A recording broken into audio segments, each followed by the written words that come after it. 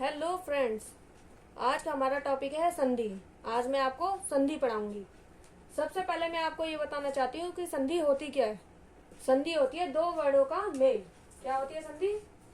इसमें होते हैं दो वर्ण, दो वर्णों के मेल से, दो वर्णों के मेल से जो परिवर्तन होता है उसको क्या बोलते हैं? संधि। दोस्तों, मैं आपको बताना चाहती हूँ कि संधि संधि के कितने टाइप होते हैं। संधि तीन प्रकार की होती है। संधि कितनी होती है? संधि होती है थ्री टाइप की। सबसे पहले होती है स्वर संधि, दूसरी होती है व्यंजन संधि, तीसरी होती है विसर्ग संधि। दोस्तों, आज हम पढ़ेंगे स्वर संधि।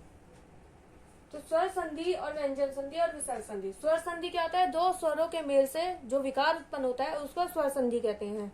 व्यंजन संधि क्या होता है? इसमें स्वर और व्यंजन दोनों का मेल होता है, लेकिन स्वर संधि में केवल स्वर ही आते हैं। तो आज मैं आपको स्वर संधि के बारे में पढ़ाऊंगी। हम एक एक करके इनके टॉपिक को डेली पढ़ेंगे, कंटिन्यू करेंगे। तो स्वर संधि, स्वर संधि के बारे में इतना आपको दोस्तों समझ में आ गया? आप अगर नोट करना चाहते हो तो नोट भी कर सकते हो।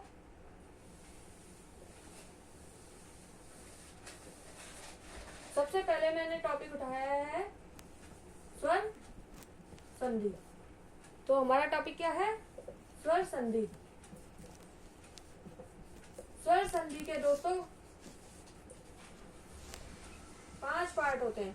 5 प्रकार की स्वर संधि होती है, यानी यूं कह सकते हैं हम स्वर संधि के 5 बच्चे होते हैं। सबसे पहले आता है दीर्घ संधि। दीर्घ संधि बोल लो या दीर्घ स्वर संधि बोल लो। दूसरी है गुण संधि। दूसरा आता है गुण संधि। तीसरा हमारा आता है यण संधि। यण संधि। चौथा आता है हमारा वृद्धि संधि।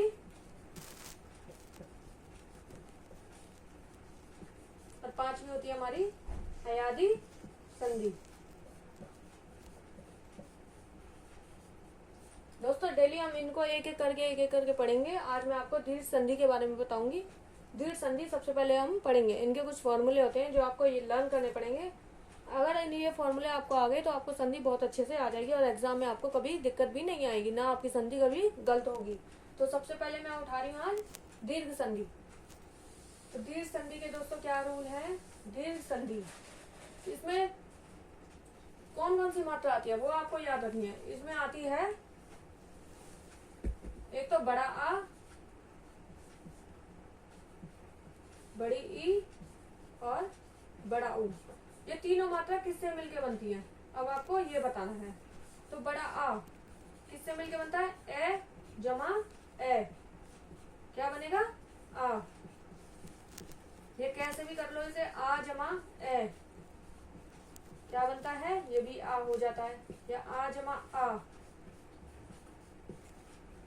ये क्या होता है? आ। एक रूल इसका ये है। तो मात्रा कौन सी आएगी इसमें? आ की, ये वाली। जैसे मैंने एक एग्जांपल लिया हिमालय, हिमालय। संधि कहाँ से टूटती है दोस्तों? संधि कैसे बनाई जाती है? जहां मात्रा होती है। मात्रा कहाँ आ रही है? यहाँ पे। तो ये क्या बचा हमारा? जो हिस्सा बचा वो यहाँ लिख दो, हिम। और यहाँ क्या बचा? ले और ये, और आ का डंडा, यही बचा आ की मात्रा। तो उसके आगे कुछ नहीं है। तो हमारी जो आ की मात्रा है वो किससे बनती है? ए जमा, या तो आ होना चाहिए या ए होना चाहिए। तो यहाँ मात्रा तो है ही है, तो इसके आगे क्या लगाना है हमें? ए। आल्य, उसका मीनिंग भी आना चाहिए दोस्तों। देखो, जिसके पीछे कुछ नहीं होता उसके आगे ए होता है। ए प्लस आ बराबर में क्या आ गया? आ। तो हिम जमा आल्य। तो यहाँ मात्रा कौन सी है? ये कौन सी संधि है? हमें कैसे पता लगी? ये दीर्घ संधि है। इतना समझ में आया दोस्तों?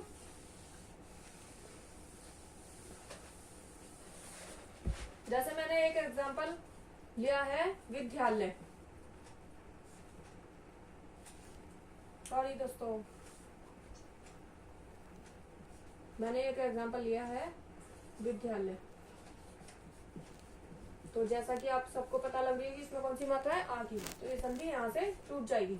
तो यहाँ क्या बचा? जो बचा पहले वो लिख दो, विद। यहाँ क्या बचा? आ का डंडा ले ये। तो यहाँ पे विद तो कोई मीनिंग ही नहीं होता, तो हमें इसे सही करना पड़ेगा आ।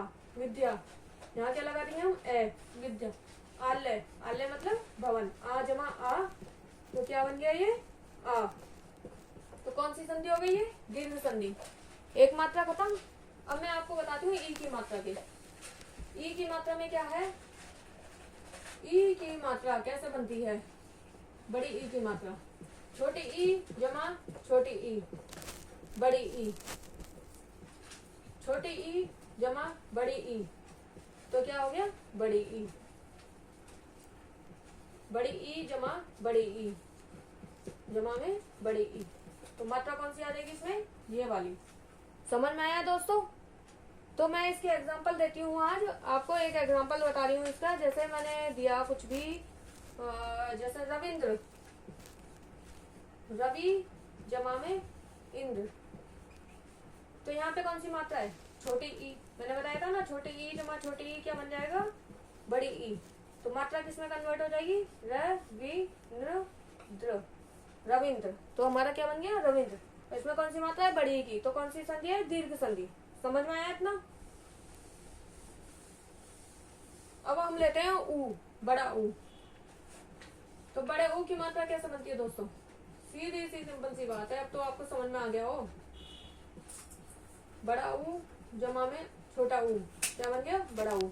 जैसे मैंने इसका एक एग्जांपल लिया, जैसे कोई भी एग्जांपल, जैसे मैंने लिया कोई भी एग्जांपल, जैसे साधुजा, ये मैंने एग्जांपल ले लिया, जैसे कोई भी साधुजा। तो इसमें बड़ा ऊ यहाँ आ रहा है, हमें ऐसे संधि तोड़नी है। तो क्या बन गया, अब जो भी आ रहा है, साधु, साधु ऐसे लिखते हैं छोटे ऊ की मात्रा, इसलिए मैंने इस पे छोटे ऊ की मात्रा लगा दी। और ऊर्जा, यहाँ क्या बचा, जा, और ये बड़ा ऊ, क्योंकि हम ऊर्जा लिखते ही ऐसे, लिखने में भी वो सही होना चाहिए, इसलिए साधु ऊर्जा। धन्यवाद दोस्तों, आशा करती हूँ आपको मेरी वीडियो पसंद आई हो। अगर आपको इस तरीके से ये संधि आप सीखोगे तो कभी भी एग्जाम में आपकी गलत नहीं होगी। आप प्लीज़ मेरे चैनल को सब्सक्राइब करने में मेरी हेल्प कीजिए और मेरी वीडियोस को ज़्यादा से ज़्यादा लाइक कीजिए। धन्यवाद।